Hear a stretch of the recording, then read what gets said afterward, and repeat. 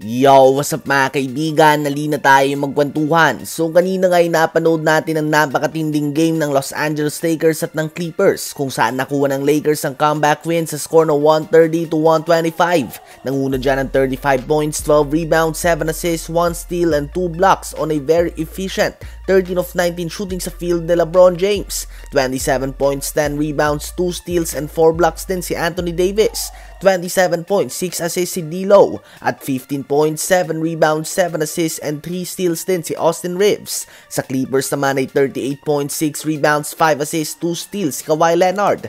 35 points, 6 rebounds, 6 assists, 2 steals si Paul George. At 24 points, 11 rebounds, 8 assists and 4 steals si Russell Westbrook. Ito ang unang panalo ng Lakers sa last 12 games sila laban sa Los Angeles Clippers. Ganun pa man, kudos nga sa stars ng both teams. Sila LeBron, Paul George, Kawhi Leonard at Russell Westbrook. Ang apat na player na ito ay kasama sa top 40 oldest players sa NBA ngayon. At ganito pa din nga ang pinapakita nila. Lalo na si LeBron na siya nga ang pinakamatandang player sa NBA ngayon at nagtala pa siya ng ganitong mga stats. Si LeBron nga ay may oras sa talaga kung saan may kita mo na ang kanyang edad. Nagkakaroon na rin nga siya ng decline but it's a very slow decline mga kaibigan. Ganun pa man sa mga matchups na nagmamatter ay lumalabas pa rin nga ang kanyang dominant performance. Nakita natin ito kanina laban kay Kawhi, PG-13 at Westbrook. At nakita din natin ito laban kay KD nung nakaharap nila ang Phoenix Suns.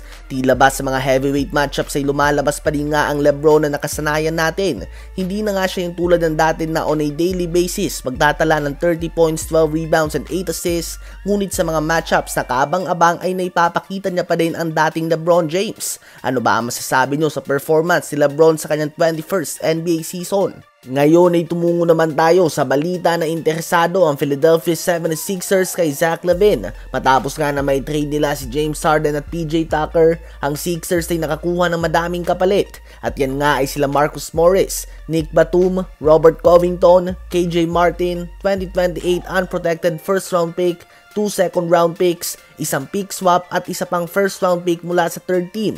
Gamit ang mga pick at ilang assets na meron sila, sinusubukan ngayon ng Sixers na makompleto ang isa pang trade upang makumbinse si Joel Embiid na manatili sa kanilang team for the long run. It is also reported na hindi din natutuwa si Zach LaVine sa Chicago Bulls matapos na bigong makagawa ng progress kahit na kinuha na nila sila DeMar DeRozan. Nagsakripisyo nga siya ng sahod with the hopes na makakalapit sila sa championship. Ngunit hindi pa din nga ito nangyayari.